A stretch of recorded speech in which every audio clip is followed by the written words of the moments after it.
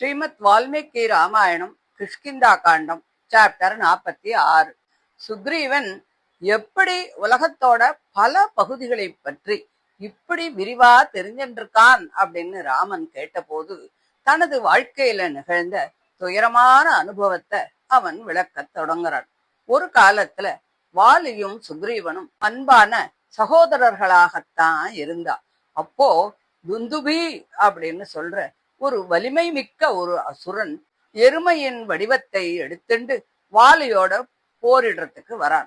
அவனை துரத்திண்டு போன வாலி மலையின் ஒரு ஆழமான குகைக்குள்ள நுழையிறான். அதுக்கு முன்னால நான் வெளியே வரும் வரை இங்கேயே காத்துன்று அப்படின்னு சொல்லிட்டு சுக்ரீவன் கிட்ட சொன்னான். நம்ம முன்னாடி இதெல்லாம் பார்த்திருக்கோம். தம்பியான சுக்ரீவன் அண்ணன் வாலியின் கட்டளைக்கு கீழ்ப்படிந்து குகையின் வாசல்ல காத்துண்டு இருந்தான். ஒரு நாளா காத்துண்டு இருந்தான் அல்லது ஒரு மாசம் காத்துண்டு இருந்தானா? முழுசா ஒரு வருஷ காலம் அங்கேயே பொறுமையோட நின்னுண்டு காத்துண்டு இருந்தான். ஆனால் வாலி வெளியே வரவே இல்லை. கடைசியில குகையின் உள்ளேந்து பெரும் அளவுக்கு ரத்தம் மட்டும் வெளியில வந்தது. அதை பார்த்த சுக்ரீவன் ரொம்ப ஆச்சரியம் அடைஞ்சு போயிட்டான். ஐயோ, வாலிய கொன்னுட்டான் போல இருக்கு அப்படின்னு நினைக்கிறான். அண்ணனின் மரணத்தை நினைச்சு அவனுடைய மனசு ரொம்ப வேதனைப்பட்டது.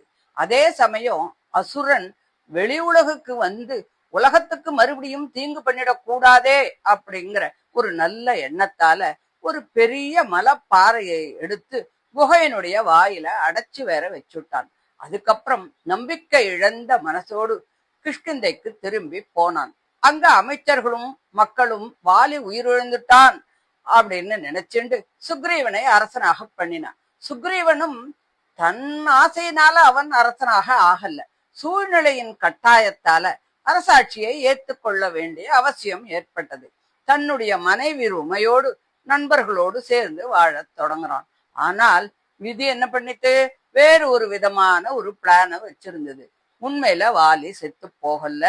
துந்துபி அசுரனை அவன் கொன்னுட்டு குகையை அடைச்சிருந்த அந்த பாறையை உடைச்சுண்டு வெளியே வந்துட்டான். கிஷ்கிந்தைக்கு அவன் திரும்பி வந்தபோது சுக்ரீவன் அரசனாக இருக்கிறத பாக்குறான். நடந்த உண்மை என்ன அப்படிங்கிறது வாலிக்கு தெரியாது. ஆனால் அவன் என்ன நினைச்சான்? தன்னை ஏமாற்றி அரசாட்சியை சுக்ரீவன் பறிச்சுட்டான் அப்படின்னு அவனை பத்தி தப்பா நினைச்சுக்கிறான். கோபம் அவனோட அறிவை மூடிடுச்சு. சுக்ரீவனின் விளக்கத்தை அவன் கேட்கறதுக்கே ரெடியாவே இல்லை. சுக்ரீவன் பணிவோடு அரசாட்சியை திருப்பி கொடுத்தாலும் கூட வாலிக்கு கோபம் தனியவே இல்லை. மாறாக சுக்ரீவனை அழிக்கணும் அப்படிங்கிற ஒரு பகைமை மனப்பான்மை தான் உருவாச்சு. சுக்ரீவனுடைய மனைவியான ருமையை அவன் அபகரிச்சுனுட்டான். இதனால உயிரை காத்து கொள்ள சுக்ரீவன் ஓட வேண்டிய ஒரு நிலைமை வந்துடுத்து. அந்த நாளில் இருந்து தொடங்கியது சுக்ரீவனுடைய நீண்ட அகதி வாழ்க்கை. வாலி அவனை தொடர்ந்து துரத்திண்டு வரான். எந்த இடத்திலும் சுக்ரீவனால தங்க முடியாத ஒரு நிலைமை. ஒரு திசையில் சென்றால் வாலி அங்கே வரான், வேறு திசைக்கு ஓடினால் அங்கே வந்து நிற்கிறான். இப்படி உலகின் 4 திசைகளிலும் சுக்ரீவன் அலைஞ்சு திரியறான். முதல்ல கிழக்கு திசையை நோக்கி போனான். அங்கே எண்ணற்ற மரங்கள், நதிகள், ஏரிகள், மலைகள், கனிம வளங்கள் நிறைந்த பிரதேசங்கள், உதயகிரி போன்ற அற்புதமான மலைகள் ஆகியவற்றை எல்லாம் பார்க்கிறான். பார்க்கடலின் மகிமையையும் தெய்வீக உலகங்களை நினைவூட்டும் பகுதிகளையும் பார்க்கிறான். அங்கேந்து தப்பிச்சுண்டு மறுபடியும் தெற்கு நோக்கி ஓடுறான். விந்திய மலை தொடர்கள், சந்தன மரங்கள் நிறைந்த காடுகள், மனம் வீசும் வனப்பகுதிகள், பல்வேறு மலைகள் மற்றும் ஆறுகள் எல்லாம் அவன் கண் முன்னால தெரியறது.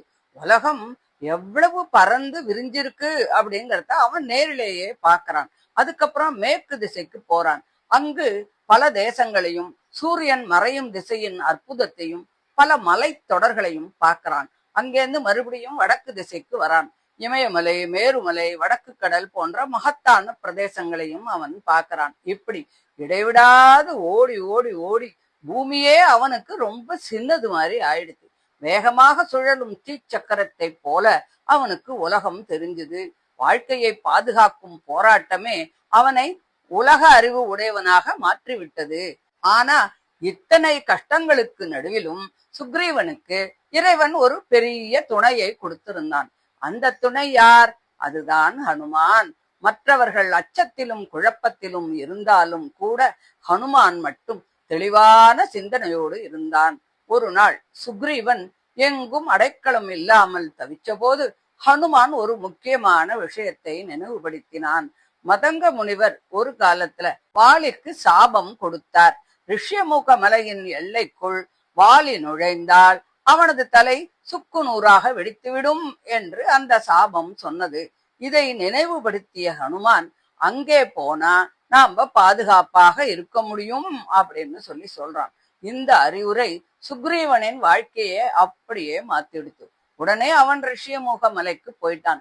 வாலி அந்த பகுதியில நுழையறதுக்கு ரொம்ப பயப்பட்டதால சுக்ரீவன் அங்கே ரொம்ப பாதுகாப்பாக வாழ தொடங்கிட்டான். அங்கேயே அவன் தனது நண்பர்களோடையே இருந்தான். அங்கேயே அவன் ராமரை சந்திக்கும் பாக்கியத்தையும் அடைந்தான். அங்கேயே அவனது துயரமான வாழ்க்கைக்கு ஒரு முடிவும் ஆரம்பமானது. சுக்ரீவன் ராமன் கிட்ட சொன்ன இந்த வரலாறு ஒரு சாதாரண வாழ்க்கை சம்பவம் இல்ல. துன்பம், தவறான செயல், சகோதர விரோதம், அகதி வாழ்க்கை, நண்பனின் உதவி, முனிவரின் அருள், இறைவனின் திட்டம் ஆகிய அனைத்தும் இதில் ஒன்றாக சேர்ந்து இருக்கு. வாலியால் துரத்தப்பட்ட அந்த வேதனையான அனுபவம் தான் உலகின் எல்லா பகுதிகளையும் சுக்ரீவனுக்கு தெரியப்படுத்தியது. பின்னர் அதே அறிவு இப்போ சீதையை தேடும் பணிக்காக, அதாவது ராமகாரியத்திற்கு பயன்பட்டது. இறைவன் தரும் துன்பங்கள் பல நேரங்கள்ல அர்த்தமற்றதாகத்தான் தோணும். ஆனால் காலம் கடந்த பிறகு அவற்றின் பின்னால் இருந்த பகவானின் அருள் திட்டம் வெளிப்படும். சுக்ரீவனின் அகதி வாழ்க்கை அவனுக்கு உலக அறிவை கொடுத்தது. அந்த அறிவு ராமகாரியத்திற்கு இப்போது உதவுகிறது. உண்மையான நண்பன் ஹனுமான் போல சரியான நேரத்திலே வழிகாட்டுவான். மகான்களின் அருள் பாதுகாப்பை அளிக்கும். இறைவனை நம்பி பொறுமையுடன் இருப்பவர்களுக்கு துன்பமே பிறகு அருளின் வாசலாக மாறிவிடுகிறது அப்படின்னு சொல்லி இந்த 46வது அத்தியாயத்தை முடிக்கிறார். தொடர்ந்து 47வது அத்தியாயத்தை அடுத்த ஆடியோல பார்க்கலாம். தேங்க்யூ.